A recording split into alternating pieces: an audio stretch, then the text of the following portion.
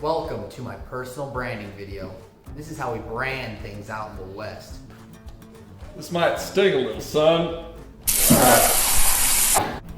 I'm Raine, and I welcome you to Eureka, Nevada.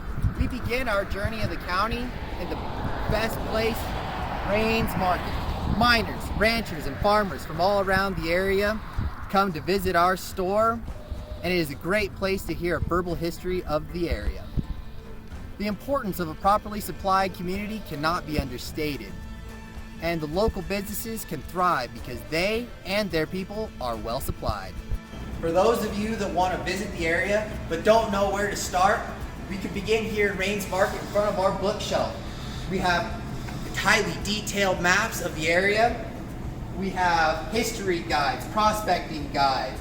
We have all the history of all the local ghost towns in the area, and we also have the history of the Charcoal Burners War, which took place here in Eureka County. For your adventure here in Eureka County, you're gonna need supplies. If you're farming, we got pitchforks. If you're mining, we have pickaxes here. And for your refreshment, we have fine adult beverages. We're up here today on the side of Caribou Hill, and right over here is Raine's Market, where we were just at. Now over here we can see the vast majority we're on the west side of town here. We can see the Eureka County, the Catholic and the Cedar Hill cemeteries, and the Masonic cemetery is just over the hill. On the water tanks here, we can see just on the opposite side of that hill is the vast majority of town, which is where Main Street is. Right here we got Eureka Canyon. Now over here we have the modern Ruby Hill mining operations, and just behind it we can see 30,000 acres of cultivated land in Diamond Valley.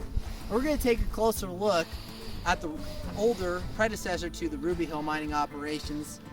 We're here at the old ghost town of Ruby Hill, which dates back to the 1860s. Over here we have the more modern mining operations that existed around the Fad Shaft, which operated between the 1920s to the 1940s.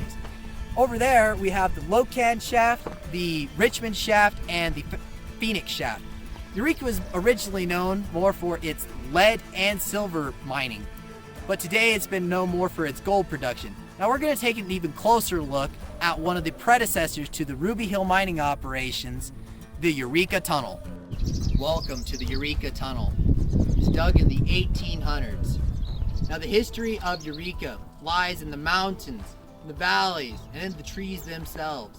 For example, all of the trees within a 40-mile radius of Eureka were cut down to be turned into charcoal, which was utilized to smelt the ores that came out of these mines. And this went on until the 1870s, where the Eureka Palisade rail line brought coal to Eureka. Now, we're going to take a closer look into the history that lies deep within the earth. We're going to bring proper protective equipment to protect ourselves from some dangers, some fanged, that lie deep within the bowels of the earth.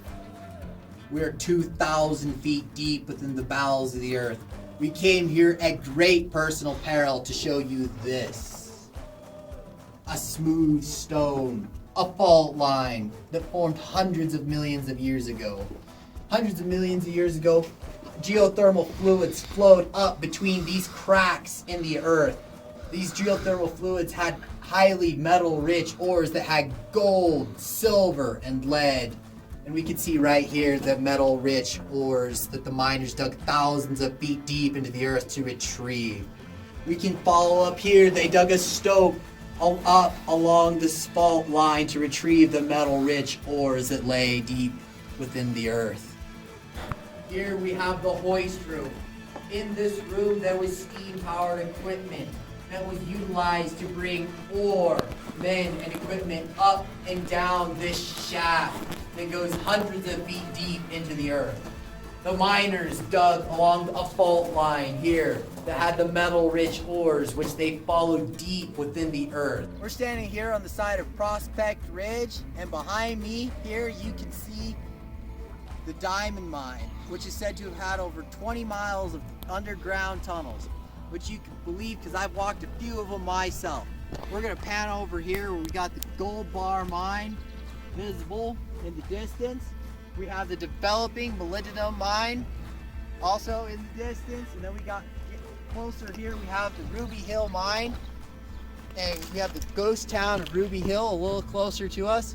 Out in Diamond Valley, you can see there are 30,000 acres of cultivated lands, which is surrounded by hundreds of thousands of acres of grazing lands.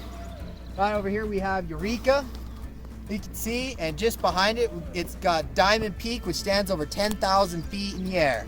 Now, Eureka has a lot of interesting history, and if you want to learn more about it, check out rainesmarket.com's self-guiding tour, and check out my website, steelraine.com, for my blog on the most interesting parts of Eureka history. I have aerial photos, and I hope you come out, stop by Raine's Market, and say hello.